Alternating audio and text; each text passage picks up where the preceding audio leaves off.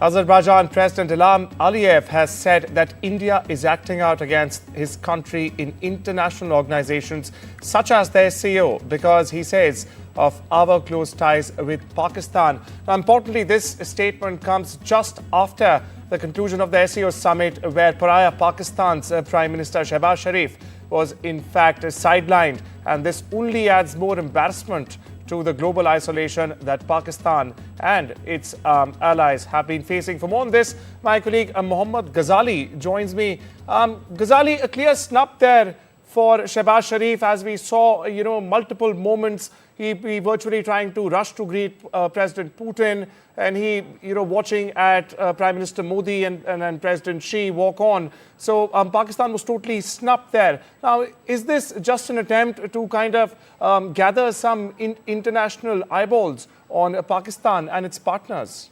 See, it's snub for both, not just for Pakistan, but for Azerbaijan as well. It was invited as an observer state for the SCO summit, and the president himself shared with Pakistan's Prime Minister, Mr. Sharif, on the sidelines of the SCO summit, that how India has been blocking its membership or its onboarding onto the SCO membership, citing the reason that how Azerbaijan was assisting Pakistan during Operation Sindoor. And Prime Minister very categorically in his opening remarks during the SCO summit has clearly pointed out that any state which is backing terror should be condemned by one and all. Territorial integrity is something which is supreme and should be the priority of all the member states. And perhaps that is why it's a perfect lesson for all the states, not just Azerbaijan, but anyone who was assisting Pakistan during Operation Sindoor, for shielding them and not holding them responsible for the Pahalgam terror attack. We shift our focus eastwards, where Russian Foreign Minister Sergei Lavrov has in fact said that a multipolar world is being formed, which Western countries are trying to prevent. His comments came on the sidelines of the Shanghai Cooperation Organization gathering that concluded recently in China's port city of Tianjin. Lavrov said that the main result of the summit is the determination of the member countries to stay competitive and quote-unquote focus on defending legitimate interests. Listen in.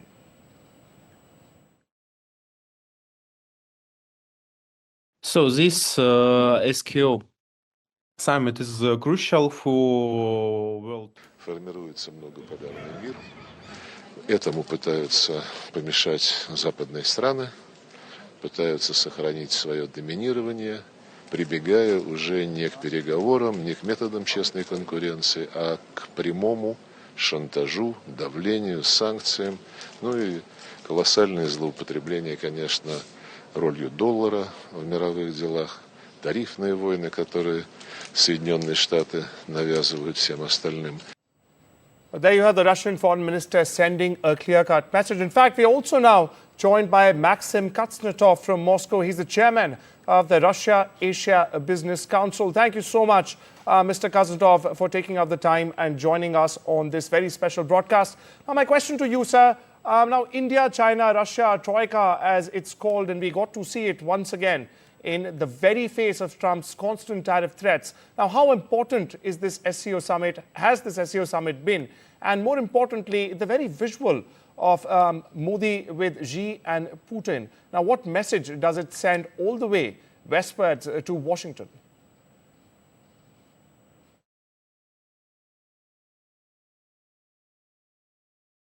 So this SCO summit is crucial for world political agenda.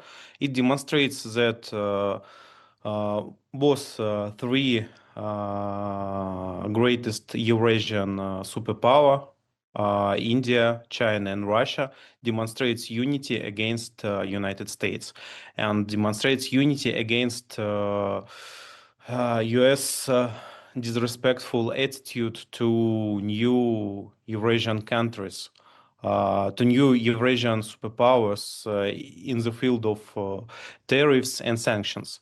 US demonstrates double standards in different fields, and Russia and Soviet Union faced with it earlier. China faced it after it, and now India faced with US double standards too, and all three countries stands together against this neo-imperialism policy of United States, and Russia and India and China all demonstrates unity and cooperation against this kind of new neo-imperialism demonstrated by United States. Now we switch gears and shift our focus westwards to Washington, where White House Trade Advisor Peter Navarro has once again, viewers, escalated his criticism of India. Now this time he's calling Prime Minister Narendra Modi's engagement with Russian President Vladimir Putin and Chinese President Xi Jinping a strategic mistake. He said, and I'm quoting here, "It's a shame to see Modi getting in bed with Xi Jinping and Putin." He added, "We, as in the US, hope he comes around and seeing that he needs with us and not Russia." Now, Navarro's comments also reflected frustration with India's geopolitical balancing act. He said India has been in a cold war and sometimes a hot war with China for decades. The White House trade advisor asserted, and I quote here, "It doesn't make any sense." Listen in. Europe to ask for more money from our taxpayers to pay for that. That's crazy. So the road to peace in many ways runs at least partly through New Delhi. It's time for Modi to step up. I have great respect for Modi. I love the Indian people.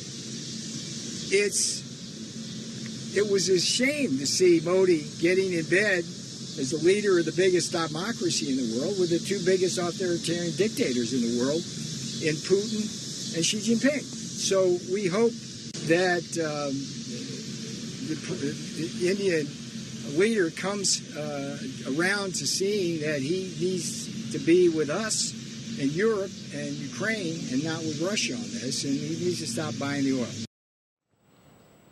Shift our focus back to India, where German Foreign Minister Johann Wadephul arrived in Bengaluru this morning to commence a two-day official visit to India, emphasizing the need for the growing strategic importance of the Indo-German relations. Now, the visit, scheduled from the 2nd to the 3rd September, was announced by India's Ministry of External Affairs, highlighting the strong and evolving ties between the two great democracies. Now, this also very interestingly marks Minister Wadephul's first visit to India in his current capacity. Describing India as a quote-unquote key partner in the Indo-Pacific, Wadephul noted the depth and breadth of bilateral cooperation, also citing close political, economic and cultural ties with significant potential for expansion in security cooperation, technology, innovation, and even areas like skilled worker recruitment.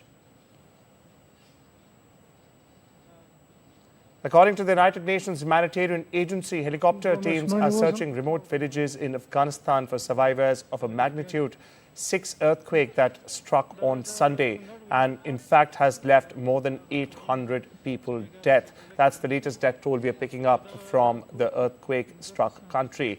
Now, this quake struck the mountainous Kunar province on Sunday, and with roads blocked by debris, rescue operations need to be carried out by air. The death toll, we are getting to learn, could very well rise significantly, as many are still feared to be trapped under the rubble and the debris, while officials report entire villages being wiped out or destroyed altogether. Meanwhile, India has sent food and relief material, including tents. Neighbors China has also pledged support. We get you more. The earthquake magnitude 6 happened at around midnight Sunday, which jolted eastern provinces of Afghanistan, including Nangarhar and Kunar. In particular, the damages were a lot more in Kunar provinces, jolting and shaking houses in 6 districts, and 1 district was affected in Nangarhar province. Children and women are among these casualties. They need the help, especially with the medicine, with food, with shelter. I, on behalf of Afghan people, do thank India for its effort to try to reach the Afghan people for help. Actually, India's Foreign Minister, Jaishankar, has extended its condolence and the condolence of the Indian people to Afghanistan and Afghan interim government for help and also its condolence. He has promised Afghan people, especially those affected, with emergency aid, including tents, 1,000 tents, 15 tons of food, and additional medical support. On to the latest in the ongoing Israel-Hamas conflicts. Now, viewers, more explosions were seen in Gaza in the early hours of Tuesday. This after Israel launched strikes across the Gaza Strip on Monday, killing at least 31 people. Now, the strikes come as the Israeli military pressed ahead with a major offensive in the territory's largest city, according to the Palestinian health officials. Airstrikes and artillery shelling have echoed through Gaza City since Israel declared it a combat zone last week. Meanwhile, Israel says it's only targeting militants and blames Hamas, in fact, for the civilian casualties, because it says the militant group, now largely reduced to a guerrilla organization, operates only and only in densely populated areas. Meanwhile, starving Palestinians attempted on Monday to secure meager portions of food at a soup kitchen in Khan Yunis while they clutched empty pots, as you see on your screens right now. Now, the famine report in August by the Integrated Food Security Phase Classification said nearly 500,000 people, that's about 1/4 of Gaza's population, in fact, face catastrophic hunger, with many also at the risk of dying from malnutrition-related causes. Palestinians, on their part, many displaced by war multiple times over now, face twin threats of combat and hunger. Here's more. احنا اليوم بنعيش وضع صعب، لا في اكل ولا في شرب، رغم المساعدات اللي بتيجي. مساعدات بتيجي من الطيران، لكن ما بنستفادش منها. بتيجي من المعابر، ما بنستفادش منها. بيسيبوها اليهود لمين؟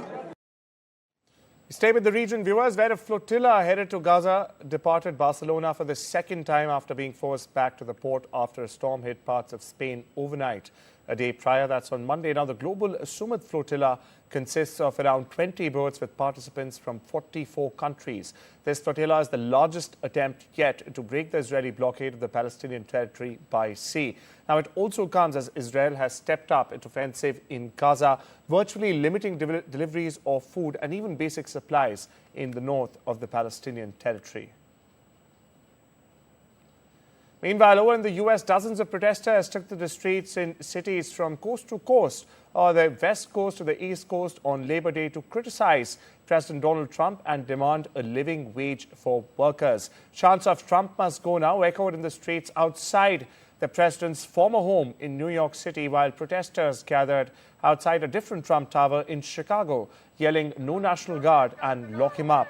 At one point, a woman got out of a vehicle with Iowa plates in Chicago to shout "Long live Donald Trump" over and over again, resulting in a brief confrontation as the protesters in fact responded with shouts of their own to drown her out until she left a few minutes later. That did not in fact deter these protesters. Large crowds meanwhile also gathered in capital DC and San Francisco. Over in Brazil, across the southern border, supporters of former Brazilian President Jair Bolsonaro and his sons on Monday gathered for a vigil ahead of his trial next to the condominium where he's under house arrest currently. Bolsonaro's son, Jair Renan, and Carlos greeted the group, thanking them for their support in a crucial time for their father. Now, viewers, the verdict and the sentencing phase in the coup trial of the former president, in fact, begin on Tuesday. That's today at the Supreme Court in capital Brasilia. The embattled leader faces a possible conviction of more than 30 years or 3 decades in prison for his alleged attempt to stay in power despite losing his re-election bid back in 2022. Meanwhile, a 5-justice panel will also have until September the 12th to deliver their decision. We also caught with O Globo's reporter Felipe Berini to understand exactly what's and how much is at stake in Brazil. Listen in. What's the importance, the sheer importance of this trial, and how does this trial affect the public's trust in Brazil's judiciary? Actually, you mentioned this is perhaps one of the most expected events in 2025. There is a major investigation, an open investigation, a lot of evidence, a lot of testimonies. It's about one of the most dangerous and most dangerous and more severe moments against our democracy since our democratization, since the end of the dictatorship. So there is a massive interest about this trial, because Bolsonaro is a leader of a political movement that strikes in front, right? The battles against Workers' Party, Lula's party, left, and so there is the recent polls that show that there is support for the process, the investigation, and the trial. Most analysts, they using sources inside the Supreme Court, they say he will probably be convicted, but we don't know the details of the conviction. We stay with the region where Venezuelan President Nicolas Maduro has said that he would declare a republic in arms. Now this if the U.S. attacks Venezuela. His comments at a news conference followed the U.S. boosting its maritime force in the Caribbean to combat drug cartels. America has not indicated any planned land incursion yet, but Venezuela has said it's deploying troops along its coast and border with Colombia. Now, Maduro, in fact, also called the U.S. deployment an extravagant, unjustifiable, immoral, and absolutely criminal bloody threat. Listen in. Esta rueda de prensa es muy importante porque Venezuela está enfrentando la más grande amenaza que se haya visto en nuestro continente en los últimos 100 años. 8 barcos militares con 1.200 misiles y un submarino nuclear apuntan a Venezuela. North Korean leader Kim Jong-un is heading to Beijing by train on Tuesday to attend a military parade with his Chinese and Russian counterparts, North Korea's state media has reported. Now, the event could demonstrate their potential three-way unity against Washington, Donald Trump, and the United States. Kim and Russian President Vladimir Putin are among, in fact, the 26 world leaders who will join Chinese President Xi Jinping to watch Wednesday's massive military parade in Beijing that commemorates the 80th anniversary of its end of World War II and China's fight against Japan's wartime aggressions. Now, while the event would mark Kim's first attendance of a major multilateral event during his 14-year rule, it will also be the first time for Kim, Xi and Putin, all key challengers of the U.S., to gather at the same venue. Now, none of the leaders have confirmed a private trilateral meeting as of now.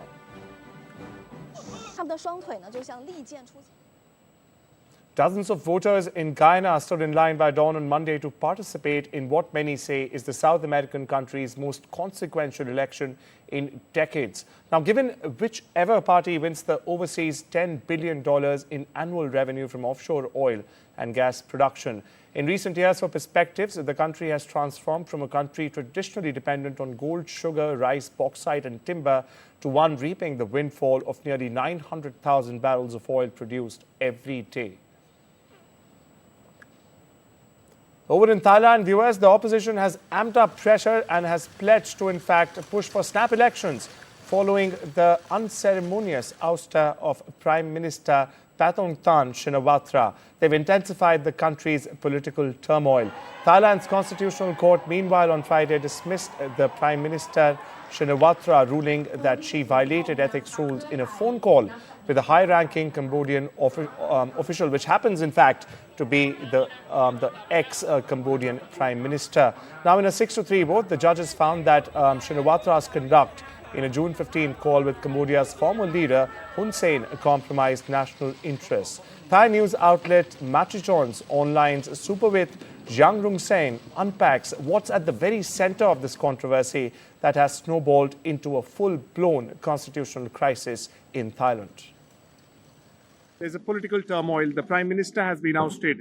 Where does Thailand's democracy stand right now, and where does it go from here? Supabit. Okay, the start of the conflict was that there was a fighting along the borders of Thailand. I think in around 3 or 4 places around the border, and then both sides claimed that each other side attacked first. But I think Thailand do still have like quite evidence that Cambodia hit first. But then Patong Chan Shinawat, the Shinawat family quite close to Hun Sen's family. So what she was trying to do was that she tried to use her close relationship with Hun Sen to try to calm the tension down. So I think if she were to call Hun Sen or negotiate with him openly, I think the result might be a bit more less severe. But she had like a private telephone call which Hun Sen leaked. First of all, the telephone call released, I think it's not illegal, but it's against the norm. So you shouldn't be doing that. But what Patong Chan Shinawat, what she was saying in the phone call, she called a military commander who proceeds along the border of Thailand and Cambodia. She called him. He's not from our side. He's not from our side. Don't listen to him. All right. So the Prime Minister of Thailand, in a private phone call, criticized with the ex Prime Minister of Cambodia, who's at the center of this controversy, is criticizing her own military general, saying do not listen to him, do not listen to whatever he says. He's not on our side. He's not on our side. Yeah, so, and she told Hun Sen, if you need anything, please tell me. And all of this, the controversy broke out because this happened in isolation, away from the public. Yeah, so that's fishy. That is a suspicious thing about that. Iraq's Prime Minister presided over the official reopening of the historic Al-Nouri Grand Mosque and its leaning minaret in the heart of Mosul's old city on Monday.